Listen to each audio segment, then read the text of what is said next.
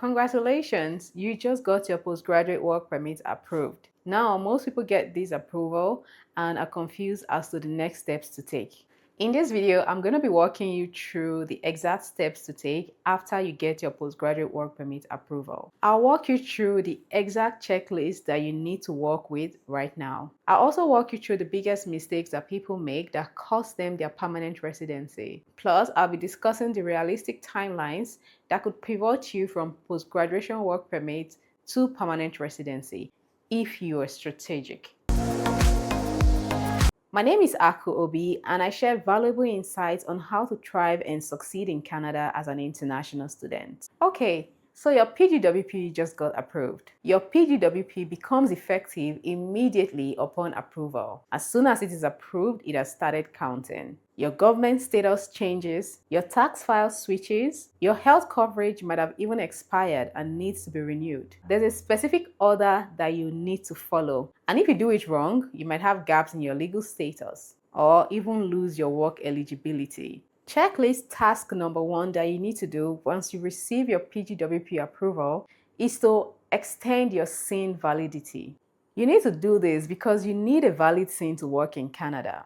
The old validity of your SIN expires with your study permits. You have the options of doing this in person at the Service Canada office or through their online platform. I did mine through the Service Canada website at no cost. All I had to do was upload a copy of my work permit. Next thing you want to do is update your employer. For me, I started working immediately after my graduation once I received my work authorization from IRCC upon application for my post-graduation work permit. So every week I was always getting emails from my employer to upload my work permit, even though I had submitted the work authorization letter. Not all employers understand that work authorization letter. Some might just want to see your work permit. Unfortunately for me, my work permit was approved in 30 days and I was able to upload my work permit on my employees portal, and that closed that requirement for me from my employer. The next thing you want to do is go to a registry in your province and extend your SIN validity. In my province, for example, your SIN is tied to your health card.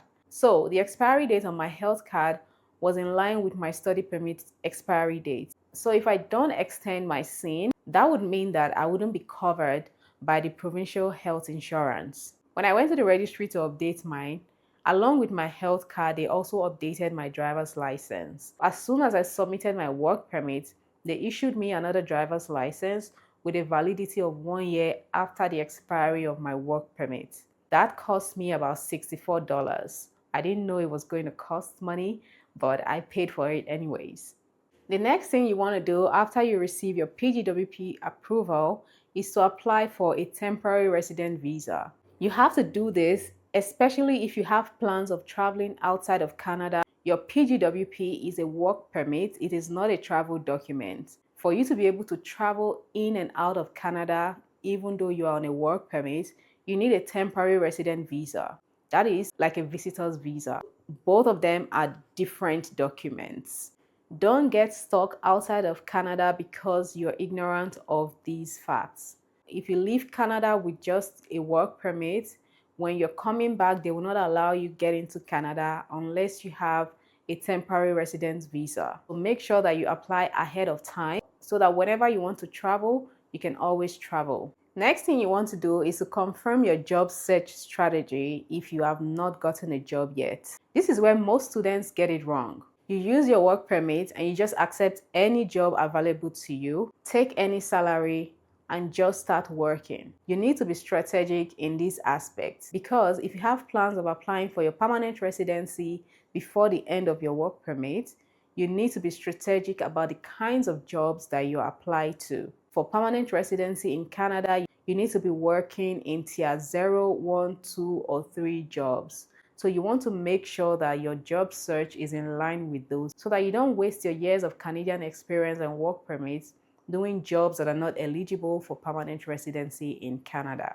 Make sure that you verify the NOC code of that job before accepting the position. Lastly, understand the big picture. Know your PGWP limits. Now, you've done everything right, you've gotten your approval, you're working legally in Canada, you're working in a knock eligible job, and everything seems to be going so well. However, I'm going to hit you with some hard truths about your PGWP and how you can leverage on the opportunities available. Reality check number one is that your PGWP is a once in a lifetime document. You can only extend it if, say, you were eligible for a 3 years work permit, but maybe because of your passport duration, you only got 1 year or 1 year and a half. Then, when you renew your passport, you can now extend it to 3 years max. But the maximum amount of years you can get for a PGWP is 3 years. Nothing like going back to school to study a course so that you get another PGWP. It doesn't work that way in Canada. So you need to make sure you're strategic and leverage on the time available for you on your PGWP. Reality check number two is to plan your exits even before your time runs out.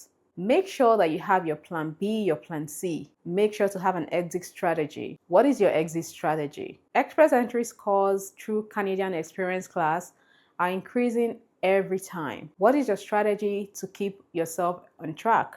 Newer pathways are opening. Are you taking advantage of those opportunities?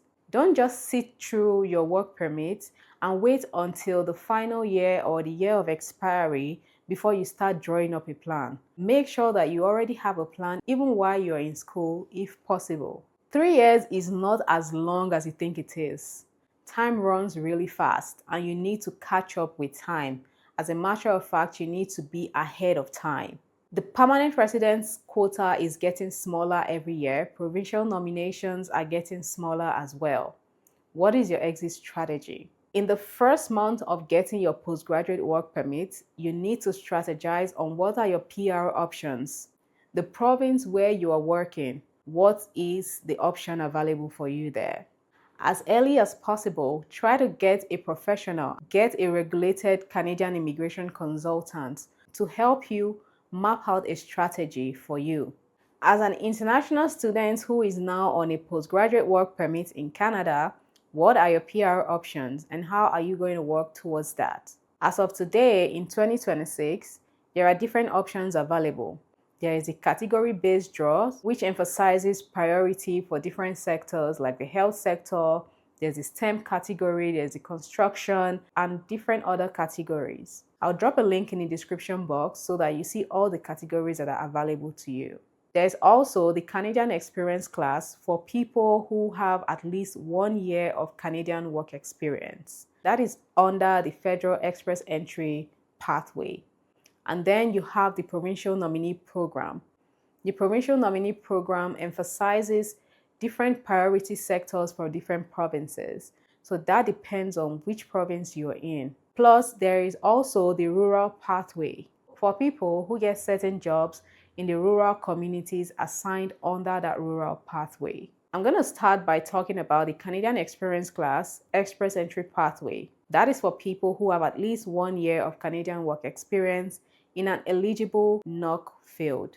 You have to have worked in a knock field with tier levels 0, 1, 2, or 3 for at least 1 year. Most people on postgraduate work permits use this pathway. However, the scores are also graded. You never know whether your score will fall into that. So you need a backup plan to that.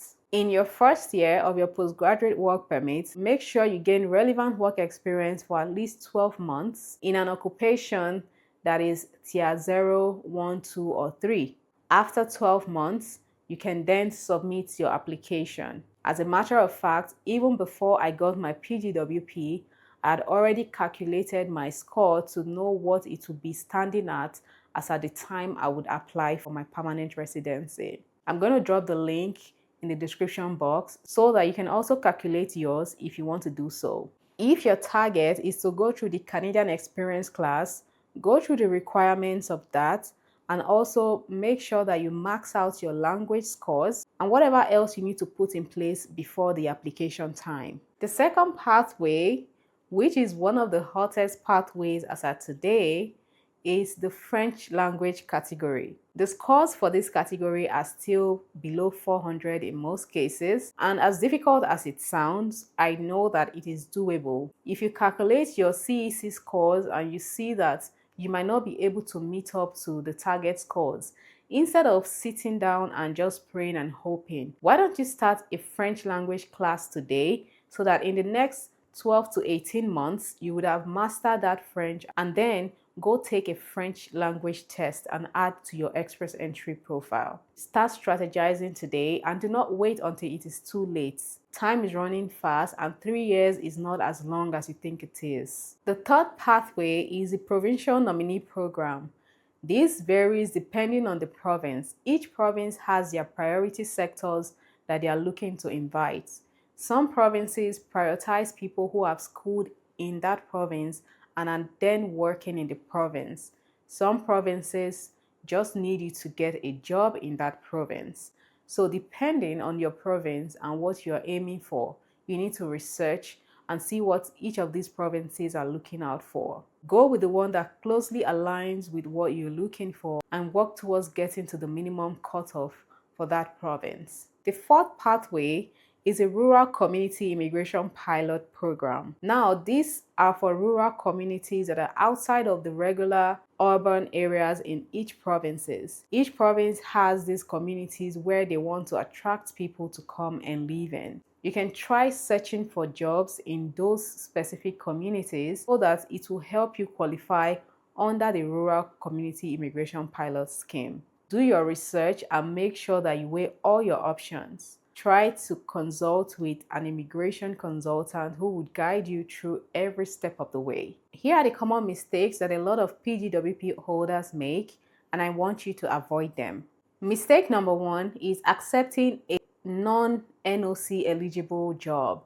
People hold post-graduation work permits and they just go for any job applicable regardless of the NOC. I get it, you want to pay your bills, but at the same time, do not stay in that position for too long. You can get a night job like that, but do not put in your whole time during the day or your 9 to 5 time towards a job that would not help your permanent residency application. Not all jobs qualify for PR pathways. Do not waste your PGWP time and hours. Mistake number two, letting your PGWP expire without applying for PR. Most people wait for the end of the finish line before submitting an application. What I recommend is 12 to 18 months into your PGWP, make sure that you've opened your Express Entry profile and you're already in the pool waiting to be invited to apply for PR. Don't wait until it is too late or you are out of status. Mistake number three is ignoring the news. In Canada, once you are on this immigration journey, you don't want to shut your ears to the news. As much as possible, try to stay up to date.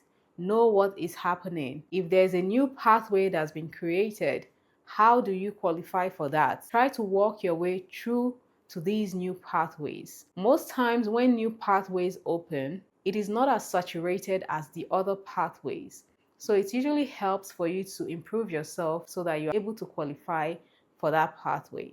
For example, the French language category. I know that learning a new language as an adult can be difficult, but it is doable. Start now. Start your French language classes and put your heart to it. Anything is achievable. Take advantage of new streams and pathways that are opening. You want to make sure that your ears are on ground listening, you are researching, and you're trying to find out ways to improve yourself to even make yourself more eligible for the pathways that are available. After watching this video, here are the steps I want you to take. First of all, go and research the PR pathways that are applicable to you and the NOC codes available to you. Secondly, if you're yet to get a NOC eligible job, try to start searching for those jobs. Go and do a research on the Rural Community Immigration Pilot and see the jobs applicable to these communities. In most cases, they actually list the names of employers who are eligible under this pathway. Try and see if you can submit an application to employers in those communities. If you haven't done so, try to evaluate your credentials. Then, try to register for a new language. I recommend registering for the French classes so that you can learn the French within a year to 18 months before you apply for your permanent residency. Start preparing for your test of English exams as well. It could be IELTS or CELPIP. I have a video telling you the difference between the both of them. A very important thing to note on this journey is that everyone's journey is unique and different. Take time out to do your research as it relates to you, your experiences, what you studied in school, the kind of job you're doing. How can you improve yourself? Not everyone is good with languages, but it is doable. Start now.